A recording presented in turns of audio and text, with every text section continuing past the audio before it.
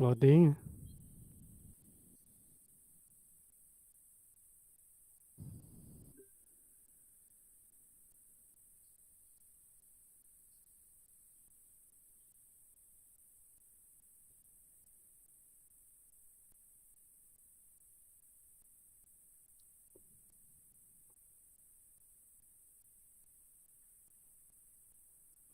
Baik, kita mulai saja. Assalamualaikum warahmatullahi wabarakatuh. Waalaikumsalam warahmatullahi wabarakatuh. warahmatullahi wabarakatuh. Selamat pagi anak-anakku. Mudah-mudahan kalian semua berada dalam keadaan sehat ya. Amin ya Allah ya Rabbal Alamin. Baik, Amin. untuk hari ini kita bertemu lagi dengan Bapak yang ganteng. Itu dengan pelajaran pendidikan agama Islam dan budi pekerti. Apakah sudah siap untuk belajar hari ini anak-anak? Siap ya Pak Guru. Alhamdulillah. Siap. Untuk sebelum kita mulai pembelajaran hari ini, yuk kita berdoa terlebih dahulu ya. Boleh dipimpin sama Quinja ya untuk berdoa. Silakan Quinja untuk memimpin doa sebelum belajar.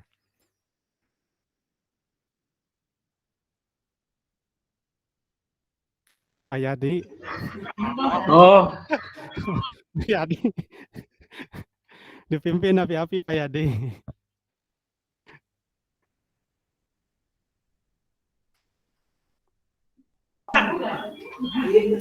Bismillahirrahmanirrahim. Nafi'an wa rizqan thayyiban Amin. wa amalan mutaqabbalan. Qabbala. Amin. Amin. Amin ya Allah ya Rabbal Alamin. Baik, alhamdulillah kita sudah berdoa. Selanjutnya kita akan belajar yaitu tentang materi ayo berzakat, ayo membayar zakat ya. Itu pelajaran 4 dengan materinya ayo membayar zakat kompetensi dasar 3.7. Baik, sebelumnya Bapak mau share screen dulu ya.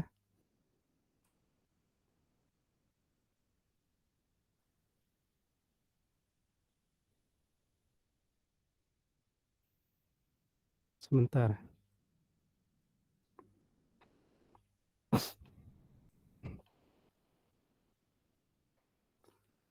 Gimana, apakah kelihatan? Sudah jelas? Belum Pak, belum.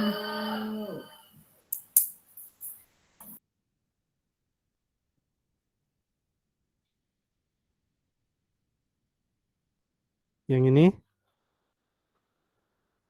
Kelihatan PowerPoint? Ya ada.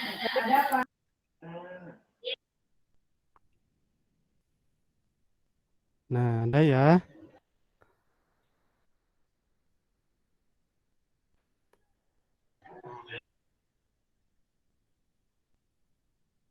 Nah, untuk pelajaran sekarang itu pelajaran 4, ayo membayar zakat ya. Nah, sebelumnya kita perhatikan dulu untuk tujuan pembelajaran sekarang ya, yaitu dengan adanya 3.7 memahami hikmah zakat, infak, dan sedekah sebagai implementasi dari rukun Islam. Adapun tujuan pembelajarannya setelah dilakukannya pembelajaran ini, siswa dapat menjelaskan itu syarat zakat. Dua, siswa dapat menjelaskan rukun zakat. Yang ketiga, siswa dapat menjelaskan orang-orang yang berhak menerima zakat. Kemudian yang keempat, siswa dapat mendemonstrasikan zakat, infak, dan sedekah sebagai implementasi dari rukun Islam. Baik, sekarang kita lanjutkan materi selanjutnya. Minggu kemarin kita sudah belajar yaitu pengertian zakat, kemudian macam-macam zakat. Mari kita ulangi terlebih dahulu ya materi yang sudah kita pelajari. Apa yang dimaksud dengan zakat? Nah, di sini zakat itu adalah merupakan bagian dari rukun Islam yang kelima ya. Zakat hukumnya yaitu fardu ain bagi orang yang memiliki harta cukup ya. Zakat ini diwajibkan bagi umat Islam pada tahun kedua Hijriah ya. Jadi yang dimaksud zakat itu eh,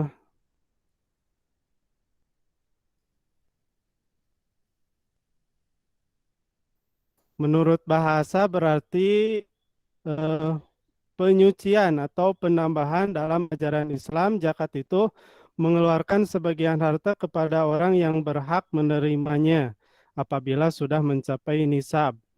Nah, nisab adalah kadar atau ukuran dari harta benda yang akan dizakati.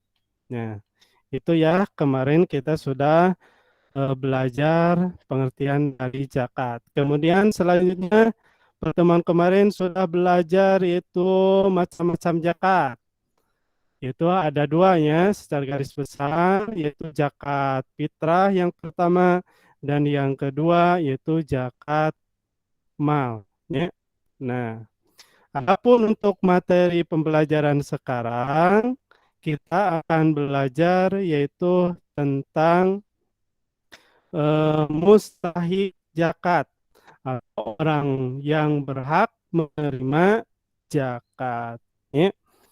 Nah, adapun orang yang berhak menerima zakat ini dijelaskan oleh Allah Subhanahu wa taala dalam surat At-Taubah ayat 60. A'udzubillahi minasyaitonirrajim. Bismillahirrahmanirrahim.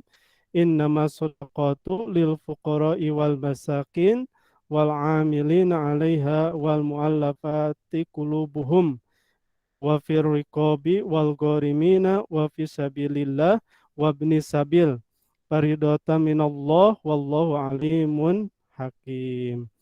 Yang artinya sesungguhnya zakat itu hanyalah orang-orang hanyalah orang-orang fakirnya. Jadi yang pertama orang yang berhak menerima zakat itu yaitu yang pertama orang fakir.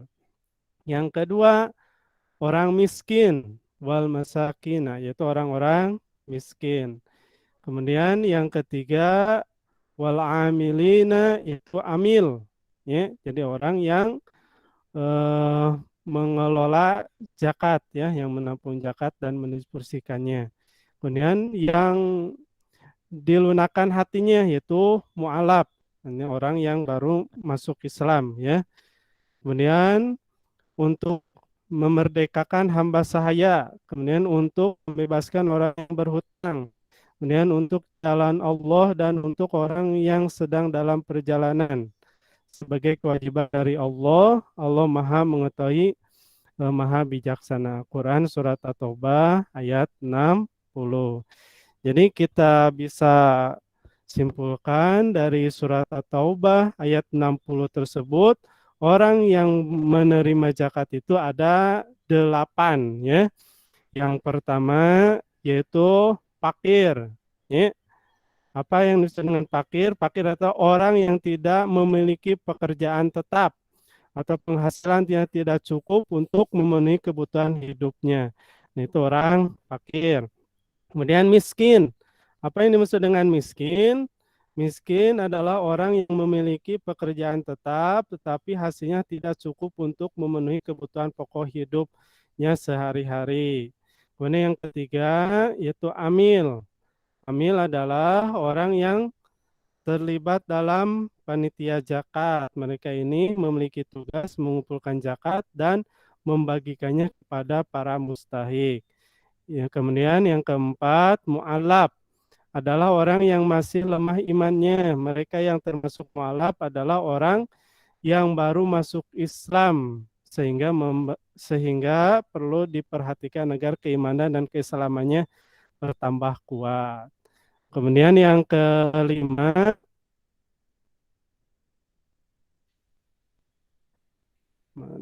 itu rikob. Rikob adalah satu budak atau hamba sahaya, yakni mereka yang hidupnya berada dalam kekuasaan tuannya. Pada masa sekarang budak itu sudah tidak ada lagi ya. Kemudian yang keenam, gorim. Gorim orang yang memiliki banyak hutang untuk mencukupi kebutuhan hidup dirinya dan keluarganya. Ya. Akan tetapi orang yang banyak berhutang, tetapi untuk kemaksiatan atau tidak berhak mendapatkan zakat. Ya. Kemudian yang ketujuh itu sabilillah. Sabilillah berarti di jalan Allah, termasuk sabilillah adalah orang yang berjuang untuk kepentingan agama Islam. Dan yang terakhir yaitu Ibnu Sabil. Ya. Secara bahasa Ibnu Sabil berarti anak jalan. Maksudnya para musafir yang sedang melakukan perjalanan untuk kebaikan. Jika kehabisan bekal, mereka berhak mendapatkan zakat. Baik, anak-anakku, itu ya yang kita pelajari, itu orang-orang yang berhak menerima zakat. Ya, Ya, Pak. sampai sini ada yang mau ditanyakan?